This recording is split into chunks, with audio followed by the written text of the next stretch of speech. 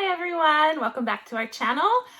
This will be a spoiler review video, so leave if you don't want to know what happens on this book that we are reviewing today. We are reviewing The Invisible Life of Addie LaRue, and let me tell you, Schwab.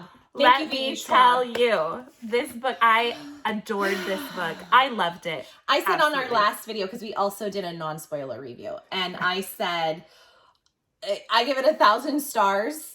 Oh my gosh. Or like my little joke, because I'm so funny, is 7 freckle stars. And if you know. She's so funny. I'm not really. But you'll know what that means if you read the book. And oh my gosh, V.E. Schwab, you are amazing. This was just excellent. So good. I'm telling you, timeless classic. The writing, everything about it. I just was, and then everything coming together at the end. I was like, and you know what? excellent. I'm going to tell you, like, there's a lot of good writers. Like, we have some favorite authors that we love and we say they're so good. This was just, oh my gosh, her writing from beginning to end, the flow, it was just classic and beautiful. And reading like just the line, you're like, oh. One of the most beautiful written books I've read. Yeah, and it definitely makes me want to pick up her other books. Yeah, because this is my first book I've read of V.E. Schwab. Me too. And yeah. I've heard about her, obviously. Blown away. And it's beautiful. Like everything about it. Just totally, we ate it up. We read it actually about the same time. Yes. And we finished a couple days apart, and we both were just like, oh, this is so good. Like she couldn't put it down at all. I was like, could not. I was like, Sarah, so I think I take my books within 4 or 5 days. I take my books to work with me, and I am on my lunch reading it. I have a long lunch, so I'm on my lunch reading it. If I have some time to kind of sneak it in, I do. So, I was hooked. Great book. Great. Yeah. So basically, because this is a spoiler review, we can talk more about in depth of get into the book. And it's with Addie LaRue, Luc, and Henry. And Addie LaRue basically it's in 7/14. She has to get married. She's 23 years old. And she has no choice. 2. Just think of that time. What she said. She's 3 and 2. Yes. Just think of that time era, then period of life. Like you had no choice. Like women got married, you had kids, you took care of the household while the men worked. And this girl doesn't want that for her life. She wants more for her life. And she is just to this point where she's like, what can I do? And she's a daddy's girl. She loves her mother, but it does not have a very close relationship with her mother. She is to her dad. Loves her. She goes everywhere with her dad, or she wants to go everywhere with her dad. Yeah, she does. She's a lot with her father. In his shop while he's carving wood, and watching him do it. And she also really loves one of her neighbors. They live in a very small town. And it's set in France. And Estelle. Villion? Yeah. Villion. I can't say it. We probably butchered that too. Yeah, we did. But her neighbor Estelle really has just really has a big impact in her life. And Estelle doesn't want that for her either. Like she's like, her mother's Catholic. She's grown up Catholic and stuff. And Addie's never really, she's not sure about it. She's never really taken to it that much. So she said, because Estelle obviously believes in the old gods, and she says that she does believe in both, but she just doesn't know which one will answer her. So, and that's how we get into. And Estelle tells her, pray to the gods of the land, the lakes and rivers. There's the gods of the day. You have to give gifts. You have to. Yes, and they can hopefully help rescue you, but don't give up. Because she does not want this Estelle does not want this for Addie either. And she does. Every day she's going out. Her wedding's getting closer and closer. And, she has to marry this guy that his wife died and he has children. And she's like, do I want to have a baby on my hip? There's not even my kid, then get pregnant. And she just wants to live life. She wants more time. She actually says that, I just want more time. And the day's approaching.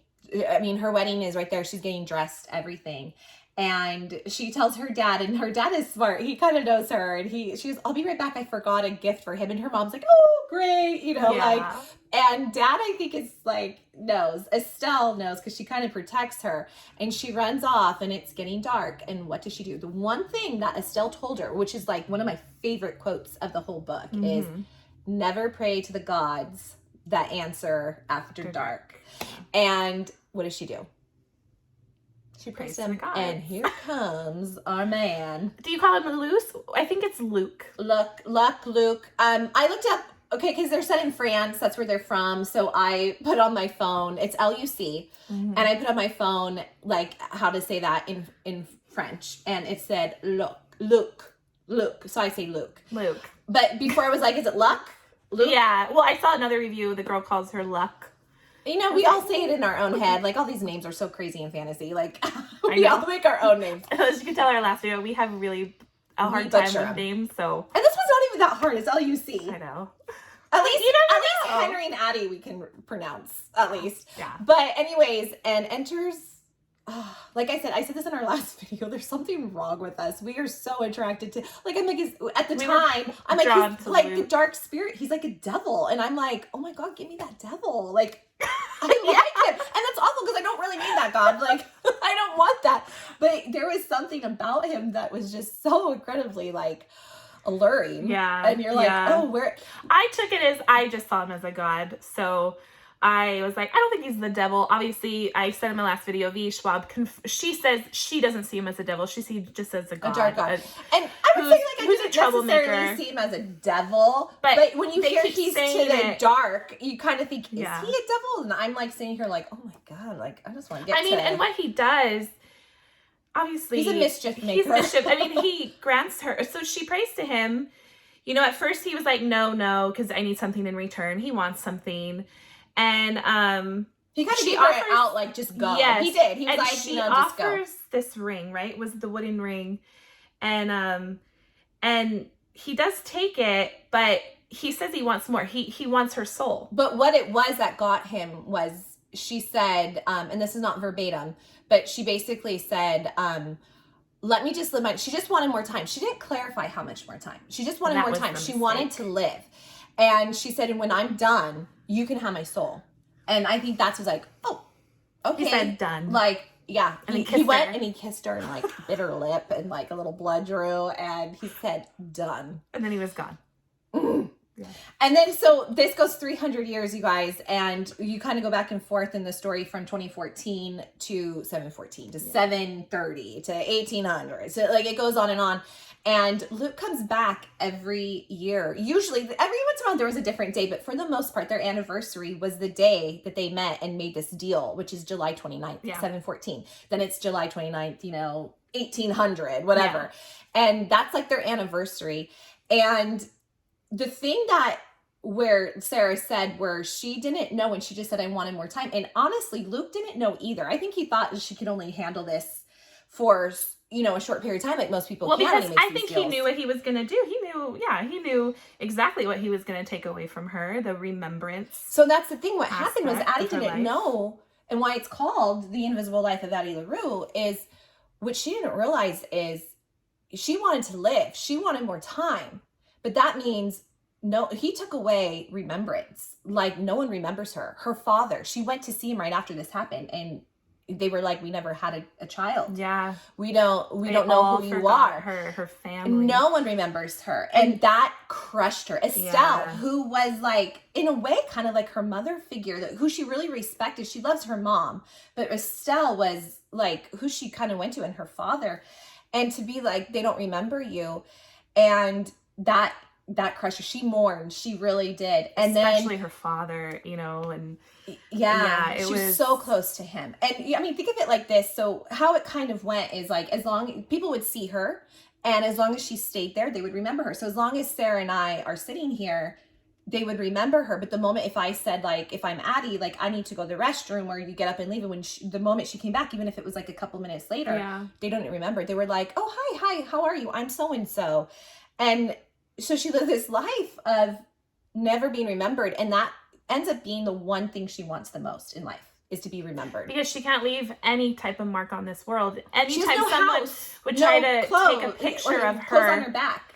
Every time someone would try to take a picture of her. It would be, like, blurred. Her face would be blurred. Yeah. And, she couldn't. But she had these distinctive, why I said this, or I gave a reading of 7 freckled stars. She had 7 splattered stars, freckle stars, that people said it looked like the constellation on her face. And through time, you do see she really ends up leaving her mark, because through this whole 300 years being painted, or this girl lived a life. I mean, we said this in our other video too. Think about it. She's seen the light bulb invented. She's seen trains, you said. And what else is there? Cars, and just life changes from this tiny little village to electricity to, there's so much this girl lives through. She meets, I believe, didn't she meet Beethoven? Was it Beethoven? I think in there. Or I thought it was Beethoven. Someone important. She meets these people that are just like, this girl basically lives her life. And Luc never thought she would go this long. So and it became a game between both of them. She is a stubborn, strong-willed woman.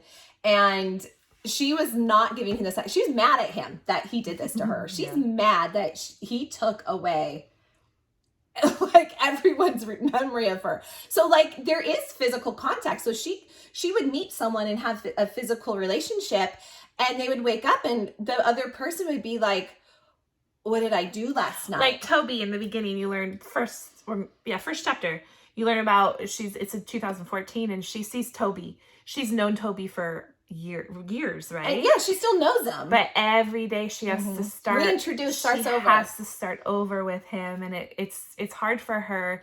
You know, she even says like at some points, I'm not even gonna entertain the idea of going to see him today because I can't bear him forgetting me again. It's almost like she said her, like, not these words, but like think about it, in the morning she would almost wake up with her stomach dropping because, you know, she was intimate. She spends this time. She knows these people very well. She knows because she spends time with them, goes to dinner or whatever.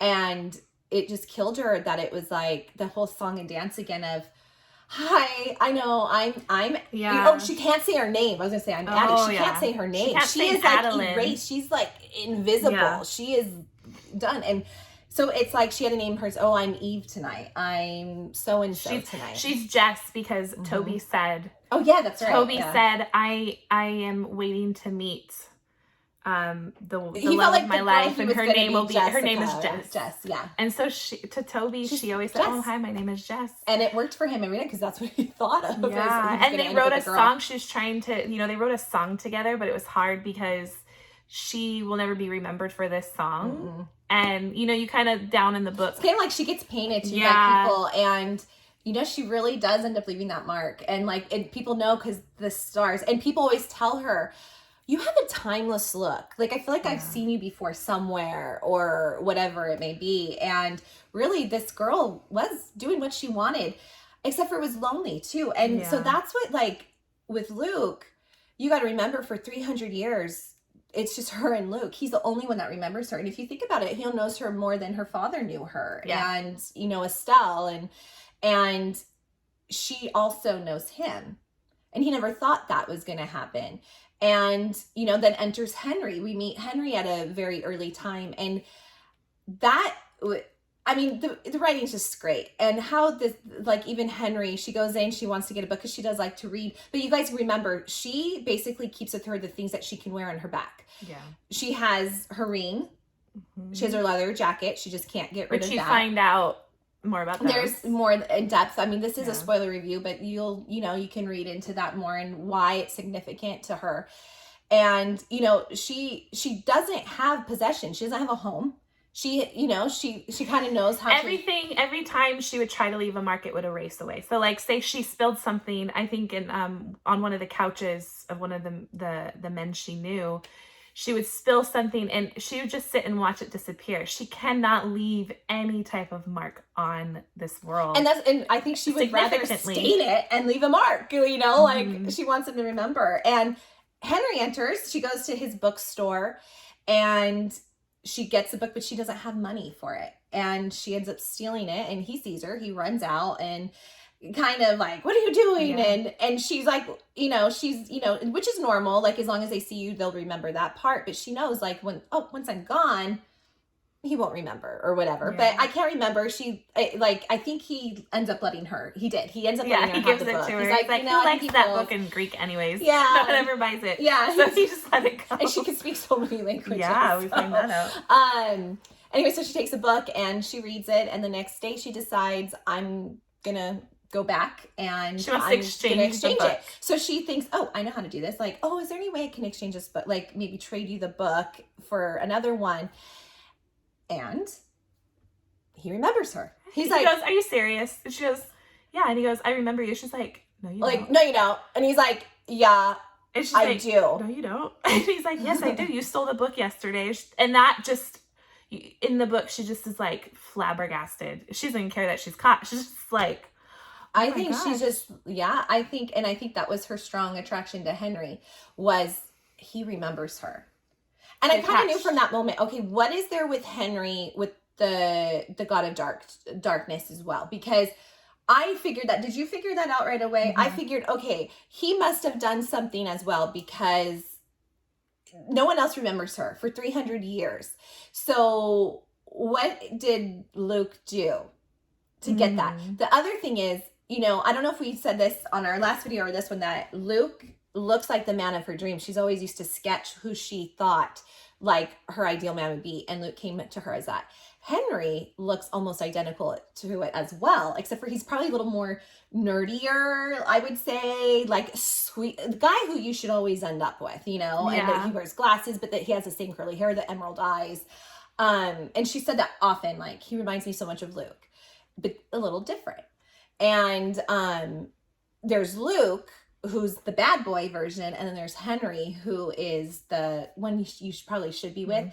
And I think with Henry, her attraction was, he remembers me, and she does care for him. I think she was falling for him. I do. But and who do you think we were leading towards? I tell you, there's something wrong with us. Yeah. We've said this before. We love a good bad boy, and my goodness, we both said we were so excited to see what was going to happen on July 29th, their anniversary, because we were like, I just want to see what's going to happen. Even during Luc's chapters, because I appreciated Luc's chapters because we learned his story and, you know, why he was able to remember her. But, you know, just seeing that, I was like, okay, okay, Henry, cool. Okay, Henry, you do that. Like, it's significant, but I was just wanting to get back to Addie and Luc and what happened in New Orleans, why they haven't talked in 30 years. In 30 years. And then, you know, how she says the jacket, she's, you know, in the beginning, you're like, well, who's him? You know, she's like, the jacket smelt like him, but she can't let it go. The wooden ring, she doesn't want anything to do with it, but she can't let it go. It's like a love-hate. Yeah. She hates it, but she loves it. And, you know, I personally think, like, can you fall in love with someone without a soul? He's not human. He's a god, yeah. But I think she loved him. Well, she's not human either, technically. Yeah, she technically is not. He tells her that. Told her, he's like, honey, you're not human either. Once she gave up, you know, when she made this deal, you're not human if you can't be seen, like, remembered. You can't, like, you know what I'm saying? Like, you're invisible, basically. Like, yeah, you can see me in the present, but the moment I leave, you're not, like, you're out of this world, like, I'm really. the only one that remembers you. Yeah, she's so torn because she misses him. She looks forward to those days with him. And that's that pull, that gravity of, you know, you're the only one that knows me and remembers me. And I think Henry I think she could love him. This is my personal opinion. I think the more that they were together, she could love him, but I don't know if it would ever be like, I think she was pulled to Luc. Yeah. There was something with him, and they were like the same type of person. They were together they were together for how long? Like 30 years. Well, in a physical sense, like they were dating for 30 years, but they were together for 300 years. Yeah, they knew each other for so, I mean, you got to remember, they've known each other for so long, but then it became more of a relationship. And then when we got to that part of why, like, what happened, I was like, oh, okay. It's those bad boys. I mean, they like I mean, he liked her. She's like, do you love me? And he says, yes. But then she's like, well, why don't you let me go? He goes, well, you know, he wants her soul. But he wants her. And he'd always tell her, surrender. Like, yeah, and even when they were in an intimate moment, when they were in an intimate moment, like, it would be like he was kissing her shoulder and he'd be like, surrender. You know?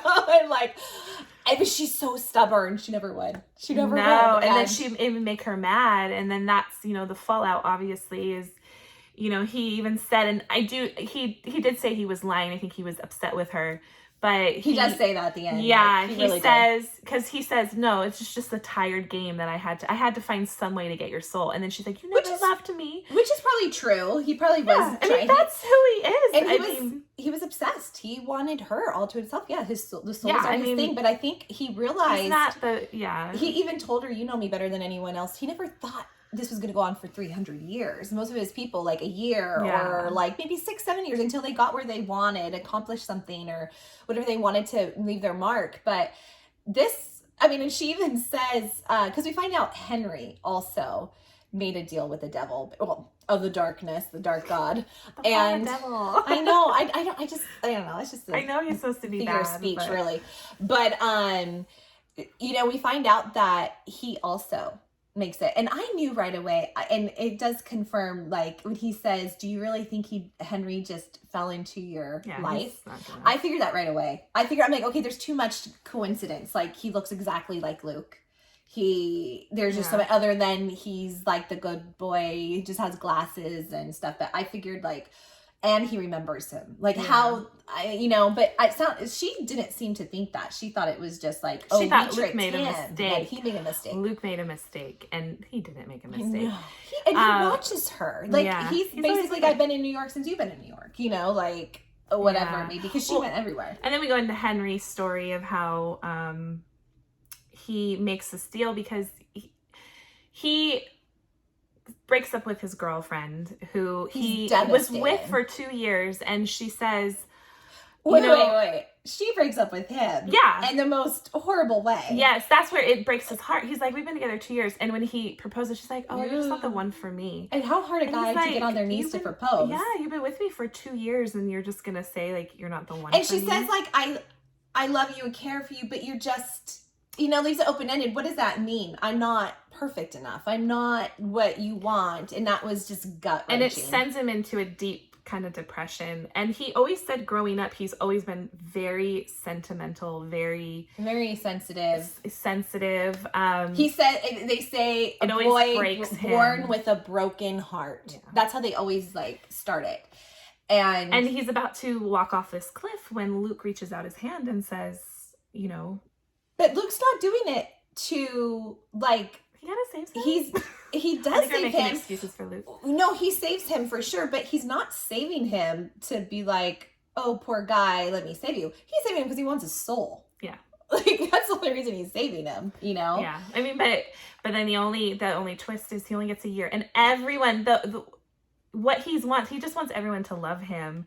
And Henry wants everyone to love him. And Luke grants him that wish, and literally everyone that sees him wants him. Even, you know, Robbie, his ex-boyfriend, wants him. And he's like, you're the one that broke up with me. Now all of a sudden you want me. And he's like, well, I was stupid. Yeah, because that was part of what he got is 1 year of everyone loving him. Like, then all of a sudden, people that never probably saw him before are all of a sudden gravitating to him. Like, it says, like, or the that girl wouldn't give him behind the attention he wanted. Yeah, like the really pretty girl behind the coffee counter all of a sudden is leaning in, like, oh, what's your name? Like, can I have your number? Or like writes her phone number on something. And he's like, oh. And he likes it at first. At first he was like, this is great. I'm finally getting that attention. But then he realizes, he sees like this like fog in their eyes. Glassy look in their eyes. And he realizes, this is not what I want. The only reason they see me is because of the magic that basically Luke put into it. And he realizes he doesn't. And I think that's also for Addie, you know, Henry remembers her. But for Henry, Addie's like a breath of fresh air too, because she didn't have that glaze in her eyes. She was like, she liked him for who he was. There was no she saw who he magic was. around her that was making her like him. She liked him. So they kind of, because she liked him. You know, both of them. Like, they attached to each other. Yeah. And they grow this relationship where they really care for one another, and he starts writing down her story. Like, she finally has to tell him what's going on, because like she would meet his friends and then they wouldn't remember him the next day. And they would come in and he'd be like, are you serious? Like, I already introduced you to her. Like, we were just here. Like, and finally it kind of gets to this point where I can't even remember what part, like what did it, but she has to tell him. And that was the start. He believed it because he has a different situation, but the same situation. So in order for, she's really clever, Addie. She tells him her story and he starts writing it all down. And you kind of go through, like she would tell him certain parts and then you would see her say because to herself, it would disappear. Yes, I'm only, you know, I haven't, about the leather jacket, she's like, I haven't gotten to that part of the story yet for him to know about it, or the wooden ring, you like know. It'll come with time, or yeah. And so they develop a really good relationship. It was a very healthy relationship, something that they both really needed, because Luc was not a healthy relationship. Because you think of Remy, and you know, when was Remy? 1800s, where she met, and she really liked Remy. And she even told Remy her story. Was even the first person whom she made love with, that it was not for survival, and it was a connection. Or for need.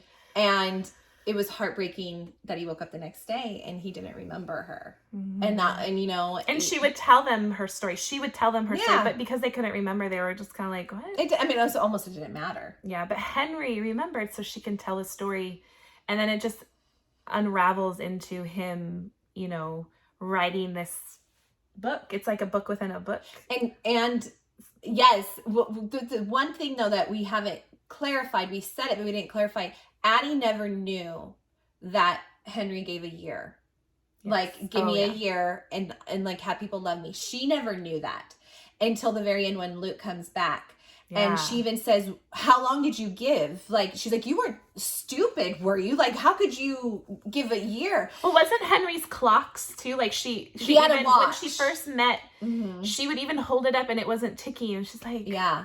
And it ended up being a countdown, like a year in his life. And she goes, and she made a very good point when she said, Luc would never give him the time that I got. There has to be more specific things, because Luc never thought Addie would be 300 years later still going. So she said, Luc's not stupid. He's not going to give the same deal that I got. Like, there has to be more. But she's like, but a year? And I think she realizes that she loves him, cares for him deeply. Is it in love? Even she says that. Was I don't really in love with Henry? But she saw herself maybe getting there. She did say that. And she just wants him to have his life. She's like, no, she knows he's a good. Yes. She's lived this huge life. Yeah, she basically sacrifices herself in a way for him, you know. But I go back to, because so she meets with Luc. And they talk about it, like, about saving Henry. And he's like, no, like, I'm not going to save him. He made his own deal. Yeah. And she basically says, what's the only thing that Luc wants? He wants her. And he tells her, when she says, you don't love me, or whatever, he goes, and he said, I lied to you. Can he love no soul God? I don't know. I kind of feel like they did. I feel like he could. I did. I kind of felt like they really did love each other. In like a twisted way, in his way, that he could love her. I mean, she would say, remember, she'd put her head on just his chest. Just to remember that he's not real, because she said, I'm happy. When did I learn to hate, or to stop hating him? Yeah.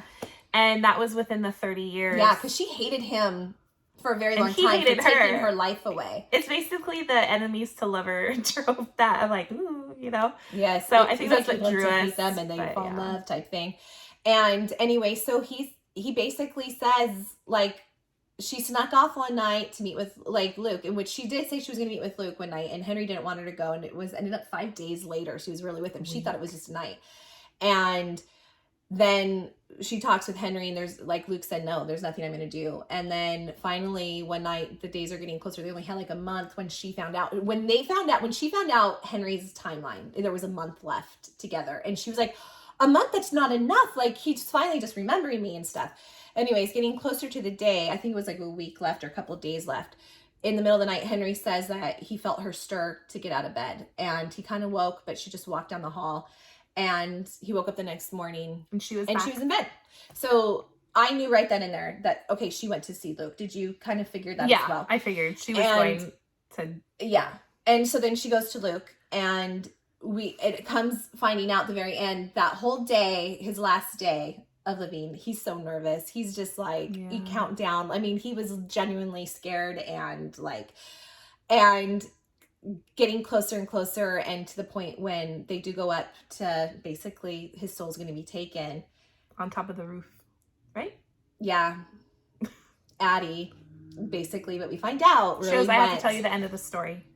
And she tells him, and he's like, no, don't do it. Don't do it. Do what? Don't give yourself She's giving to herself Luc. to Luc. She's giving herself to Luc so that Henry can live. Mm-hmm. So that was the deal. She traded her life to go back to Luc, which isn't going to be awful with Luc. I don't know, because there's that chemistry. But Henry, that's where I wonder if I heard a lot of people cried. We're not really criers. I mean, I'm not anyway, but I could see that was probably where people were like, oh, no, because that got Henry. That was hard for him. And he was like, no. And she just kept saying, just do me one thing. Just remember me. Yeah. Remember me. And he does say, like, I'll remember you. And, he wakes up the next morning in his bed and he rolls over. She's not there. And he's like, Addie. And it all comes back to him. And it's real. It wasn't a dream. And he just sits down and starts writing. He pulls out all their things. And was it a year later? She's still with Luc. We find out she's still with Luc. Yeah. She finds her book, The Visible Life of Addie LaRue. I think she's back in France. Is she back in France at the end? I want to say Paris, maybe. I want to say it was. Yeah, she finds her book on the bookshelf, and she's so elated that he remembered, and he wrote beautiful. This book. He even put in there, like, where you give, like, your, what do you call them at the beginning of the book, and you write to, like, who it's for, and it says, I remember you. Yes. And she starts crying, and she's made her mark. Yeah. That's what she wanted. And I think she loved and felt so good that someone actually remembered her. Yeah. And Luc comes in and she leans into Luc. And she says they do fit together. They do. So there's a life there now, and they seem kind of happy, but at the very end, she says that she's now playing a new game with Luc. And I don't know. Do you think he knows about it, or you think he's playing? Okay, so I don't. Yeah, so he says, "Okay, you're clever. You can have your book, but as long as I have you." And she's just smiling, and she leans into him, and she says, "It may take 20 years. It may take 100 years, but she's gonna make him regret this because she said if there's anything she learned from Luc, and she's stubborn. I told you she's stubborn. If there's anything she learned from Luc."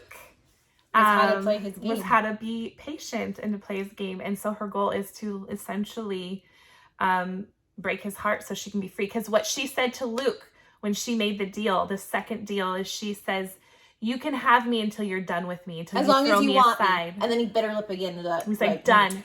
Words. And he taught her words mean everything. That's why she got stuck in this mess in the first place. She's really smart. So she's like, I have 300 years to learn from Luc.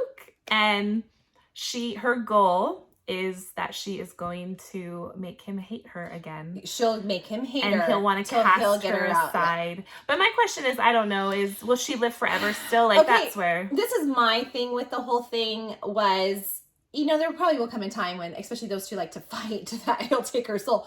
But here's my opinion on that.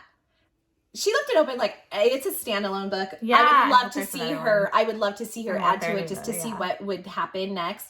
But here's my thing. When Luc took